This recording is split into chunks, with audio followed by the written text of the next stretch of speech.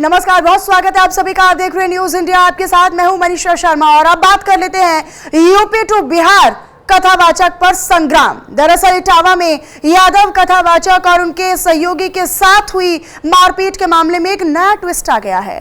Police ने यादव कथावाचक मणि मुकुट यादव और उनके सहयोगी संत कुमार यादव के खिलाफ ही एक्शन ले लिया है। पुलिस ने भागवत कथा के परीक्षित परिवार की ओर से आरोपों के बाद यादव कथावाचक मणि मुकुट यादव और उनके सहयोगी संत कुमार यादव के खिलाफ धोखाधड़ी का केस दर्ज कर लिया है। महिला रेणु तिवारी के पति की शिकायत के आधार पर पुलिस ने कार्रवाई की है। पुलिस ने कथावाचक मणि मुकुट यादव और उनके सहयोगी संत कुमार यादव के खिलाफ फर्जी आधार कार्ड धोखाधड़ी का केस भी दर्ज किया है। इससे ठीक पहले परीक्षित परिवार महिला रेणु तिवारी ने कथावाचक और उसके सहयोगी के खिलाफ धोखाधड़ी और साथ ही साथ छेड़खानी का आरोप भी लगाया था। उनका यह साफ कहना था कि जब वे कथावाचक और उसके सहयोगी को पहले दिन का भोजन करवा रही थी, उसी समय कथावाचक ने उनकी उंगली पकड़ी और उनके साथ बदसलूकी करने की कोशिश की। अब परीक्षित परिवार का यह सीधे तौर पर आरोप है कि कथावाचकों ने अपनी असल पहचान छिपाकर उन्हें धोखे में रखा और उनके साथ फर्जीवाड़ा भी किया। दोनों ने अपने आधार कार्ड में अपने नाम और जाति बदली और उनकी आस्था को ठेस पहुंचाया। आपको ये बताते चले कि यादव कथावाचकों के साथ मारपीट और अमानवीय व्यवहार करने वाले 4 आरोपियों को गिरफ्तार कर पुलिस ने जेल भेज दिया है। अब पुलिस ने कथावाचक और उसके सहयोगी के खिलाफ भी मुकदमा दर्ज कर लिया है। फिलहाल इस पूरे मामले को लेकर उत्तर प्रदेश और बिहार की सियासत गरमाई हुई है।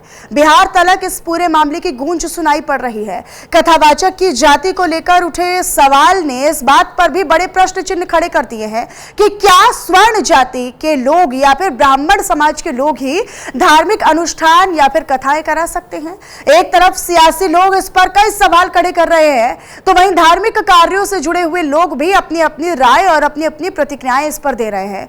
इसी को लेकर पेश है यूपी टू बिहार कथावाचक पर संग्राम। तमाम मेहमानों का पैनल इस मुद्दे पर हमारे साथ चर्चा के लिए मौजूद होगा, लेकिन आपको बताएं कि इस पूरे मामले को लेकर अब जो जाति का एंगल है वो भी सामने आ रहा है।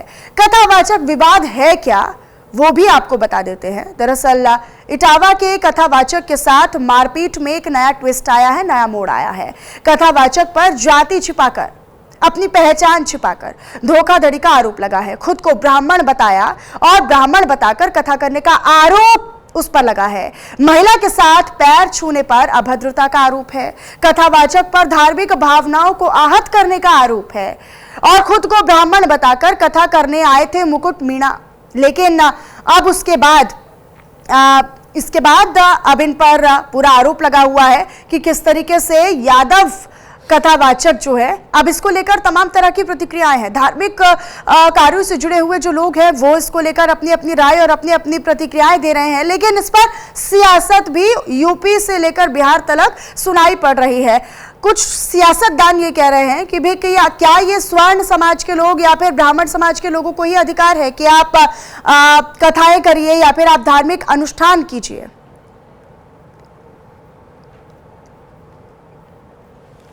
तो देखिए, इसको लेकर कथावाचक की जाति और फर्जीवाड़े को लेकर आरोप भी लगा है। हालांकि अभी पुलिस ने जेल भेजा है, आरोपों के तहत गिरफ्तारी की है, सहयोगी की भी और जो मुख्य कथावाचक था उसकी भी। कई तरह के आरोप परीक्षित महिला ने, रेणु तिवारी ने लगाए हैं कि अपने आधार कार्ड में अपना नाम बदला।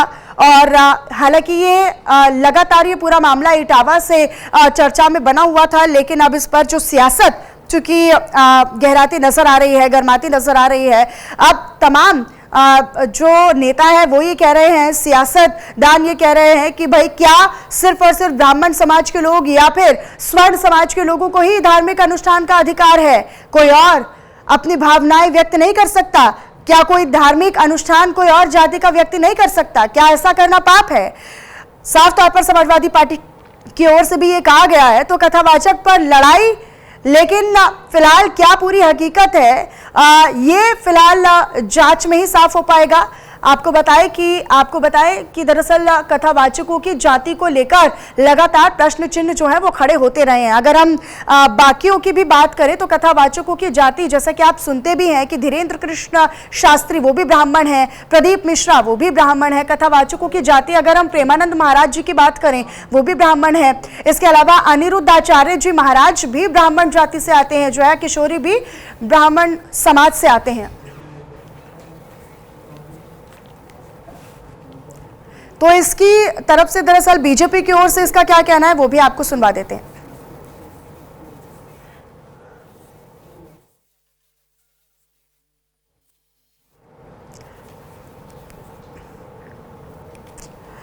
तो इसको लेकर जो सियासत चल रही है वो भी लगातार हो रही है। इसको लेकर तेजस्वी यादव क्या कहते हैं, उनकी क्या प्रतिक्रिया है वो भी सुनवा देते हैं। अब यही है बीजेपी के शासन में पिछड़ों के साथ जो है अन्याय हो रहा है, दलितों पर अत्याचार हो रहा है। पिछड़ा समाज कथा नहीं सुना सकता, मुंडन कर दिया जाता है, नाक लगवाया जाता है। यही बीजेपी का देन है। अब यही है बीजेपी के शासन में पिछड़ों के साथ जो है अन्याय हो रहा है, दलितों पर अत्याचार हो रहा है। पिछड़ा समाज कथा नहीं सुना सकता, मुंडन कर दिया जाता है, नाक लगवाया जाता है। यही बीजेपी का देन है। अब यही है बीजेपी के शासन में पिछड़ों के साथ जो है अन्याय हो रहा है, दलितों पर अत्याचार हो रहा है। पिछड़ा समाज कथा नहीं सुना सकता, मुंडन कर दिया जाता है, नाक लगवाया जाता है। यही बीजेपी का देन है। अब यही है बीजेपी के शासन में पिछड़ों के साथ जो है अन्याय हो रहा है, दलितों पर अत्याचार हो रहा है। पिछड़ा समाज कथा नहीं सुना सकता, मुंडन कर दिया जाता है, नाक लगवाया जाता है। यही बीजेपी का देन है। अब यही है बीजेपी के शासन में पिछड़ों के साथ जो है अन्याय हो रहा है, दलितों पर अत्याचार हो रहा है। पिछड़ा समाज कथा नहीं सुना सकता, मुंडन कर दिया जाता है, नाक लगवाया जाता है। यही और इस पर हम विस्तार से चर्चा भी करेंगे। हमारे साथ हमारे सहयोगी भी जुड़े हुए हैं अमितेश, और इसके अलावा हमारे साथ महामंडलेश्वर स्वामी वेद मूर्ति नंद सरस्वती जी भी जुड़े हुए हैं। बहुत स्वागत है महाराज आपका भी हमारे इस प्लेटफॉर्म पर। लेकिन मैं आपका रुख करूं उससे पहले मैं अपने सहयोगी से तमाम अपडेट ले लेती हूँ। अमितेश, इसको लेकर तमाम सियासतदान अब सियासत कर रहे थे। तेजस्वी यादव ये कह रहे हैं कि भाई क्या धार्मिक अनुष्ठान का अधिकार एक ही जाति को है क्या? इसको लेकर क्या अपडेट है?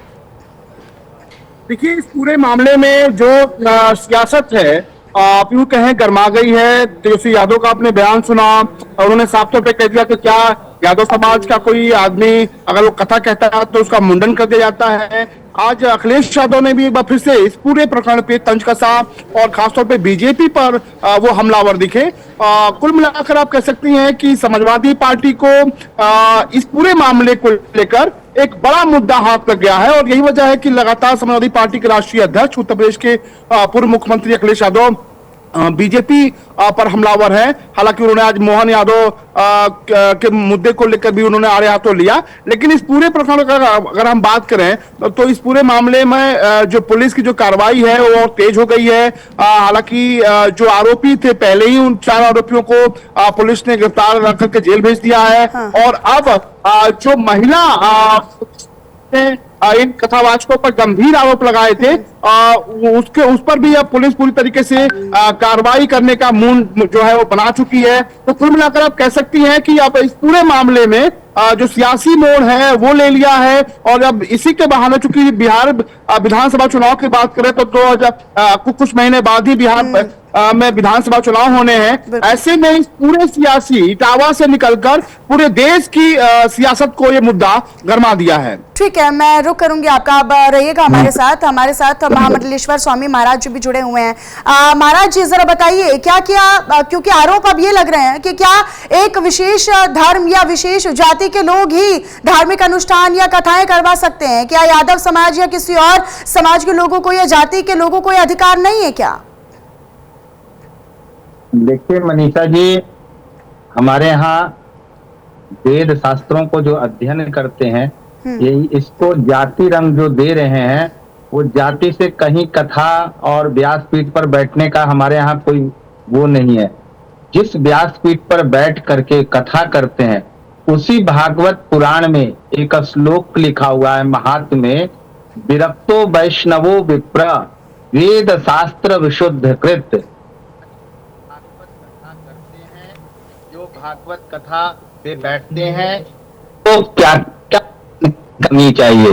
एक तो विरक्त होना चाहिए, दूसरा वैष्णव होना चाहिए, और तीसरा ब्राह्मण होना चाहिए। मैं नहीं कह रहा हूं, ये वही कथा कहती है जिस कथा को लोग कर रहे हैं। दूसरी बात, जिनको वेदों का ज्ञान नहीं है, शास्त्रों का ज्ञान नहीं है, मंत्रों का ज्ञान नहीं है, श्लोकों का ज्ञान नहीं है, उनको ये सब चीजों से बचना चाहिए।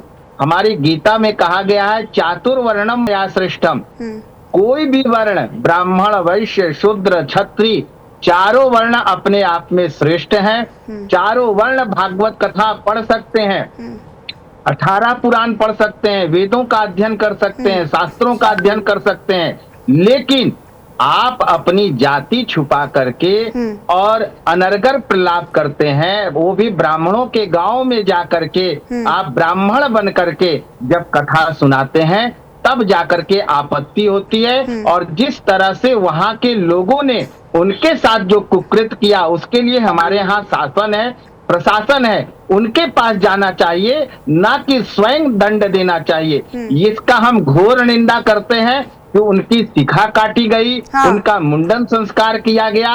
ऐसा कृत्य नहीं करना चाहिए।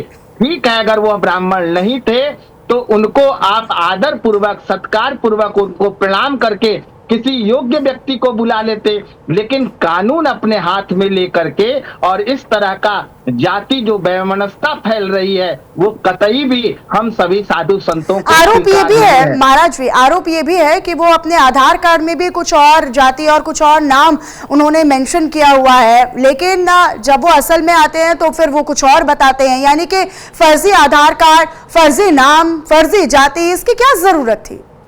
किसी का विरोध हो रहा है ना। देखिए, आप अगर कथाकार हैं, आप कथा कर, सैकड़ों कथाकार घूम रहे हैं अन्य जाति का। आप देख लीजिए पूज्य मुरारी बापू, आपके ही शो पे मैंने 10 दिन पहले मुरारी बापू के लिए बोला था। बताइए, मुरारी बापू कोई ब्राह्मण है क्या? आसाराम बापू कोई ब्राह्मण थे क्या? रामपाल, राम रहीम, बहुत सारे तमाम नाम है साधु संतों का जो कथा करते हैं, प्रवचन करते हैं। आज तक किसी ने उनको आरोप प्रत्यारोप लगाया, किसी ने किसी तरह का उनकी पिटाई की नहीं की। सब लोग कथा कर रहे हैं, ब्राह्मण भी आते हैं, वैश्य भी आते हैं, शूद्र भी आते हैं, क्षत्रिय भी आते हैं, सब लोग आकर के कथा श्रवण करते हैं। लेकिन इन्होंने अपनी जाति छुपा करके, नकली आधार कार्ड बना करके, और यहाँ तक कि नकली कथावाचक। देखिए बहन, सिर्फ कहानी सुना देना कथावाचक नहीं होता है। उस श्रीमद् भागवत पुराण में 18,000 श्लोक है, 365 अध्याय है और 12 स्कंद है। आप उनकी कथा अगर सुनेंगे तो ना एक श्लोक बोल पाते हैं, ना एक श्लोकों का उच्चारण करते हैं, और यानी आपत्ति जाति से नहीं है, आपत्ति धर्म से नहीं है, आपत्ति ये नहीं है कि वो स्वर्ण है या ब्राह्मण है या नहीं है, आपत्ति इस बात से अगर वो यादव समाज के हैं। हाँ, लेकिन उसको नॉलेज तो होना चाहिए। जैसे आप पत्रकारिता कर रहे हैं, पत्रकारिता कोई अनपढ़ व्यक्ति आकर के अगर स्टूडियो में बैठ जाए तो लोग उसको क्या कहेंगे? इसीलिए जिसका काम उसी को साजे,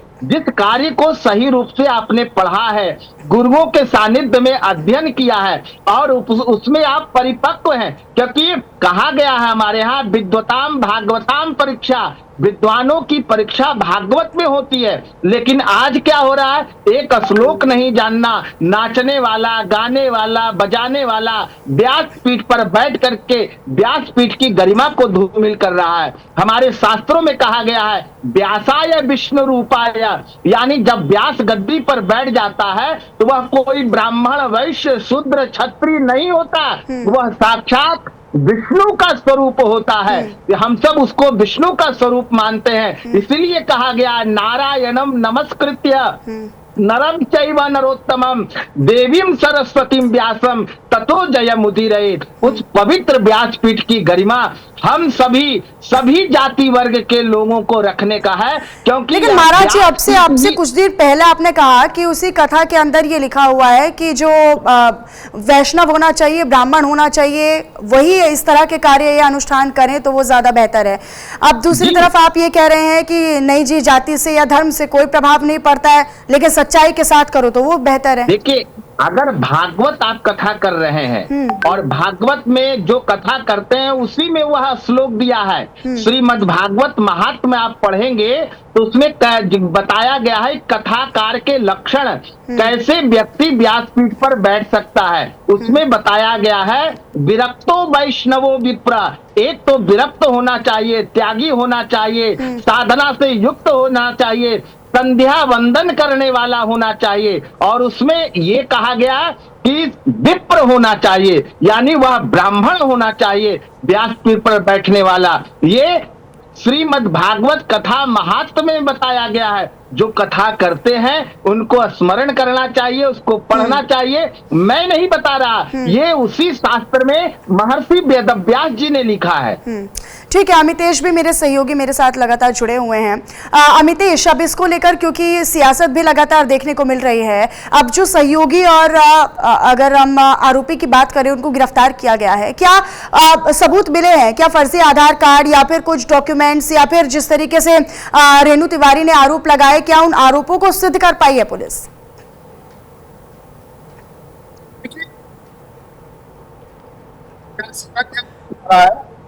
जिसने पूरे मामले को लेकर चुकी समाजवादी पार्टी का एक तरह से कह सकती है गढ़ है इटावा और आसपास के इलाके। ऐसे में समाजवादी पार्टी इस पूरे मुद्दे को एक मुद्दा बनाना चाहती है, और मुझे लगता है कि जिस तरीके से समाजवादी पार्टी के राष्ट्रीय अध्यक्ष उत्तर प्रदेश के पूर्व मुख्यमंत्री अखिलेश यादव हमलावर है इस पूरे मुद्दे को, बीजेपी को घेरने की वो पूरी कोशिश कर रहे हैं। दूसरी तरफ अगर हम कानूनी रूप से बात करें तो कानूनी रूप से इस मामले में अब जो कथावाचक हैं उनकी जो मुश्किलें हैं वो पढ़नी तय है। जो कि जो पीड़िता है उसने जो तहरीर पुलिस को दी है उसमें साफ तौर पे उसने सभी अपने साथ हुए सभी घटनाक्रमों को जोड़ा है। पुलिस इस पूरे मामले में पुलिस के अधिकारी उनका साफ तौर पे कहना है कि लेकिन छेड़खानी का आरोप भी महिला की ओर से लगाया गया है। महिला ये कह रही है कि जब उनको पहले दिन का भोजन करवाने वो लगी तो उनके सहयोगी और उन्होंने उनकी उंगली पकड़ी, यानी अभद्रता करने की कोशिश की। बिल्कुल, देखिए इसी तरह का पूरा बखूबी जो घटनाक्रम उस महिला के साथ हुआ है, पीड़िता के साथ हुआ है, उसने बखूबी इन तमाम चीजों का बखूबी जो जिक्र है वो जो पुलिस को तहरीर दिया है उस तहरीर में इन तमाम बातों का उसने जिक्र किया है। उसने ये कहा है कि हम हरिद्वार में रहते हैं, हमने कथा के मद्देनजर हम इटावा आए थे और भोजन कराने के दौरान जिस तरह की कृत्य इन आरोपी कथावाचकों ने किया है उसके बाद से तो विरोध हुआ और फिर मामला जो है आगे बढ़ा। फिलहाल पुलिस ने साफ कर दिया है कि इस पूरे मामले में सख्त और कड़ी कार्रवाई की जाएगी। तो आप ये कह सकती हैं कि आने वाले दिनों में जो कथावाचक है उनकी मुश्किलें जो है वो बढ़नी तय है। ठीक है सरस्वती महाराज जी, ये जो लोगों ने अपनी तरफ से उसको एक प्रताड़ना देने का प्रयास किया है, ये बाल या केश काटना, इनको क्या कहेंगे आप? क्योंकि मुझे नहीं लगता कि कानून किसी को भी अपने हाथ में लेने का अधिकार है। अगर कोई आरोपी भी है तो उसको सजा देने का काम कानून करेगा, पुलिस करेगी। आप खुद तो इस तरह किससे नहीं कर सकते हैं। आप क्या संदेश दे रहे हैं? आप समाज के तौर पर अगर आप ऐसे करेंगे तो आप खुद भी उसी रास्ते पर हैं। जी मनीषा जी, हम सब इसकी घोर निंदा करते हैं। इस तरह का कृत्य नहीं करना चाहिए। हमारे यहाँ संविधान है, हमारे यहाँ शासन प्रशासन के पास जाना चाहिए। अगर उन्होंने किसी तरह का गलत कार्य किया है तो स्वयं दंड देने का आप अधिकारी नहीं है। आप अगर उसने कोई गलत कार्य किया है, जैसा कि हम लोगों को सुनाई में आ रहा है कि जब भोजन प्रसाद ये पाने गए तो किसी महिला के साथ इन्होंने दुर्व्यवहार किया, उनको उसी समय शासन प्रशासन के पास जाना चाहिए और उसी समय इसके ऊपर। अच्छा, क्या आप महाराज ये समझते हैं कि जिस तरीके से अखिलेश यादव ये कह रहे हैं कि भाई बीजेपी से या फिर क्या एक विशेष समुदाय को या एक जाति को ही इसका आधार है या अधिकार है अनुष्ठान करवाने का? उधर बिहार से तेजस्वी यादव ये कह रहे हैं कि क्या जाति के आधार पर अब इस पर बात होनी चाहिए। क्या आप ये समझते हैं कि क्या ये केवल अपने राजनीतिक फायदे के लिए इस तरह की बयानबाजी है? देखिए मनीषा जी, उन लोग राजनीतिक लोग हैं, हम लोग राजनीतिक पे टिप्पणी नहीं कर सकते। लेकिन एक चीज बताइए, जो कारपेंटर का काम जितना बढ़िया बढ़ी कर सकता हम नहीं कर सकते, नाई का काम जितना अच्छा वो कर सकते हम नहीं कर सकते, सुनार का काम जितना एक स्वर्णकार कर सकता हम नहीं कर सकते। ठीक है। ठीक उसी प्रकार पूजा पाठ अनुष्ठान भागवत कथा जितना अच्छा ब्राह्मण कर सकता दूसरा कोई नहीं कर सकता। और उसी शास्त्रों में उसी वेदों में कहा गया तो आप है मान कि लीजिए ना ब्राह्मण फिर होना महाराज जी, परम तो फिर आप आवश्यक है। मान ही लीजिए ना कि आप भी उसी पक्ष में हैं कि भाई जाति चाहे यादव हो या हम क्षत्रिय हो। शास्त्र के पक्ष में है, हाँ। किसी के पक्ष में नहीं है। हम हाँ। हमारा शास्त्र कह रहा है विरक्तो वैष्णवो विप्रा, यानी ब्राह्मण होना परम आवश्यक है उस व्यासपीठ पर बैठने के लिए। हाँ, आप प्रवचन करें, हाँ। आप अपने गांवों में जाकर के जहां इच्छा है भगवत नाम का संकीर्तन करें, लेकिन अगर व्यासपीठ की मर्यादा रखनी है, उस श्रीमद् भागवत में कही हुई बातों का अगर ध्यान देना ठीक है। है तो आपको विरक्त होना पड़ेगा, ठीक है। वैष्णव होना पड़ेगा, गुरुकुल में शिक्षा अध्ययन करना पड़ेगा, तब जाकर के आप व्यासपीठ में बैठने का ठीक है अधिकारी हैं। महाराज जी, बहुत शुक्रिया आपका हमारे साथ जुड़ने के लिए। अमितेश मेरे सहयोगी मेरे साथ जुड़े जिन्होंने तमाम जानकारी साझा की, अपडेट साझा की। बहुत शुक्रिया अमितेश आपका भी। और फिलहाल मेरे साथ इस बुलेटिन में इतना ही। बाकी तमाम खबरों के लिए आप बने रहिएगा न्यूज इंडिया के साथ। नमस्कार।